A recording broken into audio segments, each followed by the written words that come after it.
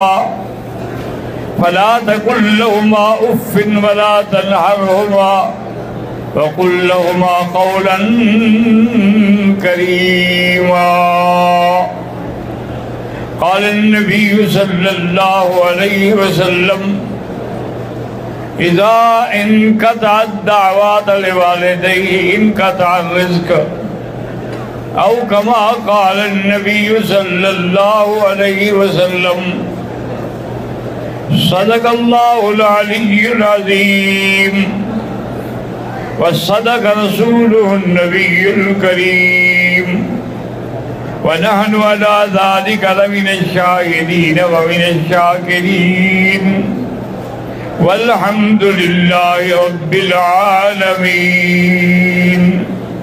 رب اشرح لي صدري ويسر لي امري واحلل عقدة من لساني يفقهوا قولي رب زدنی علما. برادران اسلام، ہم اپنے دروس میں اللہ تبارک و تعالیٰ نے جو والدین کا مقام بیان فرمایا اس کے بارے میں ذکر کر رہے ہیں، اور اس میں کچھ اسئلہ بھی ہوتے ہیں، سوالات بھی ہوتے ہیں، اور خاص طور پر جو سوال صحابہ نے حضور سے کیے ہیں وہ پورا ایک مکمل دین ہے. وہ ایسی کوئی بات نہیں کرتے تھے جس سے ان کا اپنا ذاتی فائدہ ہو، بلکہ حضور صلی اللہ علیہ وسلم سے جو سوال ہوتا تھا وہ یہی ہوتا تھا کہ ایسا جواب ہو جس سے پورے عالم کو فائدہ پہنچے. یہ حقیقت ہے کہ جو صحابہ کا مقام ہے وہ کسی کا نہیں ہو سکتا. جن لوگوں نے اپنے ہاتھوں سے حضور کے ہاتھ پہ ہاتھ رکھ کے بیعت کی ہو، جن لوگوں نے حضور کے چہرے کو دیکھا ہو، جن لوگوں نے حضور کے ساتھ نمازیں پڑھی ہوں، رکوع اور سجود سیکھا ہو، جن لوگوں نے حضور صلی اللہ علیہ وسلم سے ہر بات سیکھی ہو،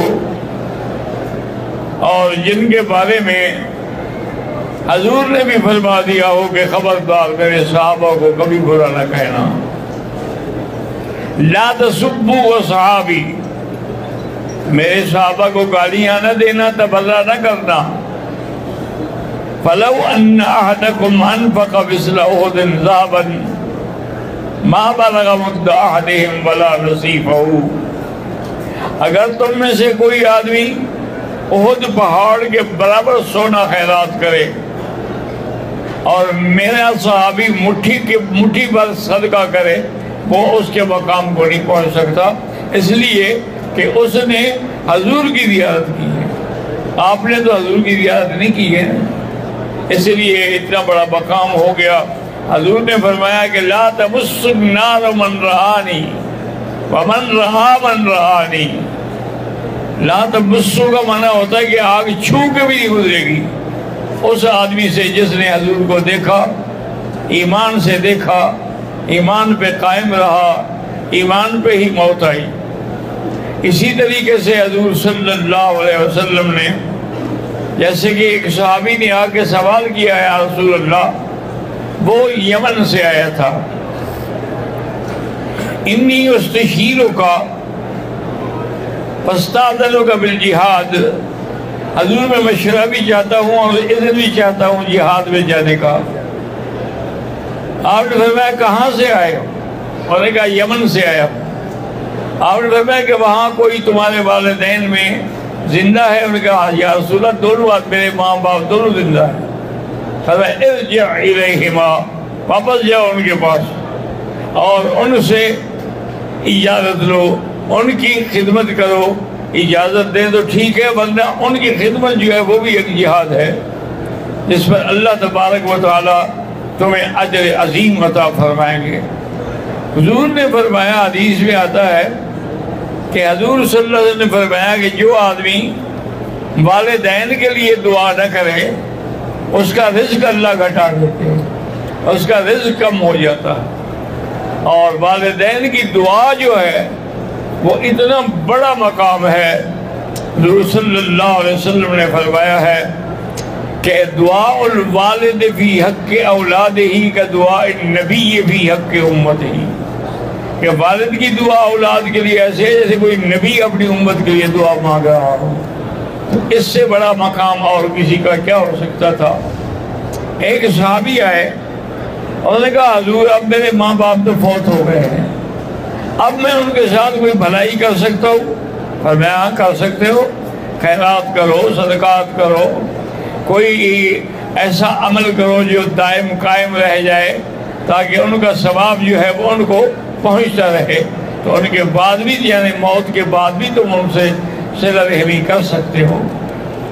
ایک حدیث میں آتا ہے کہ ایک صحابی تھے لیکن اس بیچارے سے والدین کی نافرمانی بھی ہو گئی اور والدین ناراض فوت ہو گئے، تو اس کے بعد وہ ان کے لیے دعا مانگتا رہا، روتا رہا حتیٰ کہ اللہ نے اس کو فرما بردار شمار کر لیا کہ چلو اب اتنے درد سے وہ دعا مانگ رہا ہے تو اس لیے اللہ نے اس کی دعائیں قبول فرما لی۔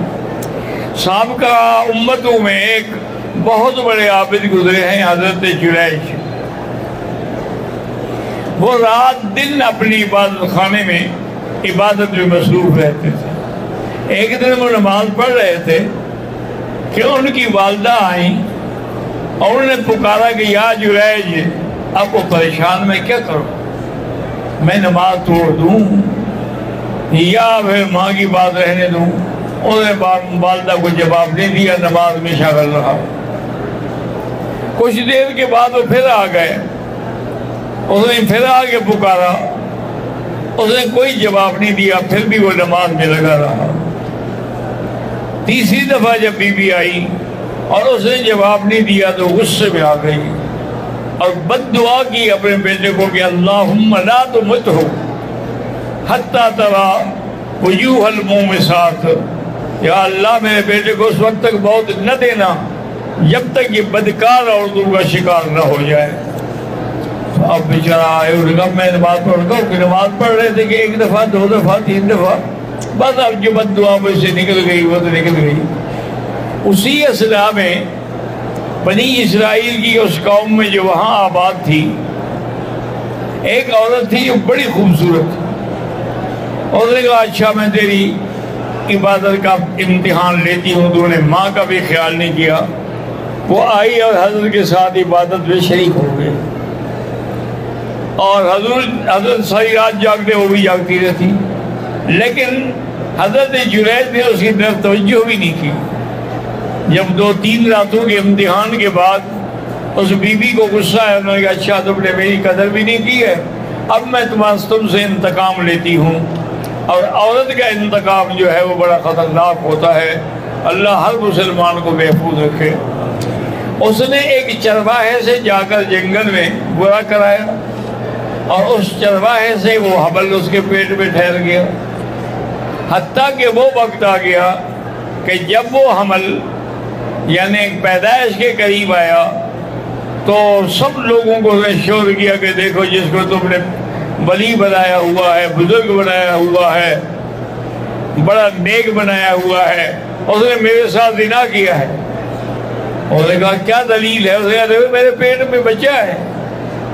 او جی لوگ تو پھر ایسے ہوتے ہیں نا کہ مردہ آباد تو مردہ آباد اور زندہ آباد تو زندہ آباد، یہ نہیں دیکھیں گے کس کو زندہ کہہ رہے ہیں کس کو مردہ کہہ رہے ہیں، حالانکہ نہ ان کے کہنے سے کوئی مردہ ہوتا ہے نہ زندہ ہوتا ہے۔ لوگوں نے جناب خوب مارا جو ہے اس کو، زخمی ہو کے ڈال دیا، اس کا عبادت خانہ بھی توڑ ڈالا، اور وہ بیچارہ اسی حالت میں سر سجدے میں ڈال کے اس نے کہا کہ یا اللہ تمہیں تو علم ہے کہ میں نے گناہ نہیں کیا ہے، مہربانی فرما، میں نے والدہ کی نافرمانی کی ہے جس کی وجہ سے سزا مل رہی ہے۔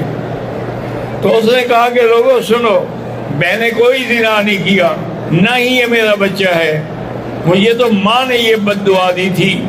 تو آپ نے فرمایا کہ اب حل کیا ہے؟ انہوں نے کہا حل یہ ہے کہ میری ماں کو بھی بلاؤ، سب آ جاؤ۔ سارے اکٹھے ہو گئے، تو اس نے اپنی انگلی سے اس بچے کے پیٹ پہ چوکا دیا، بچہ پیٹ میں بول پڑا، اور اس نے کہا لوگوں میں تو چرواہے کا بیٹا ہوں، میں اس بیچارے کا بیٹا تو نہیں ہوں۔ اب جناب لوگ رو رو کے جو ہے کہ قدموں میں گر گئے کہ جی ہم نے بڑی زیادتی کی، ہم نے آپ کے ساتھ بے عزتی کی.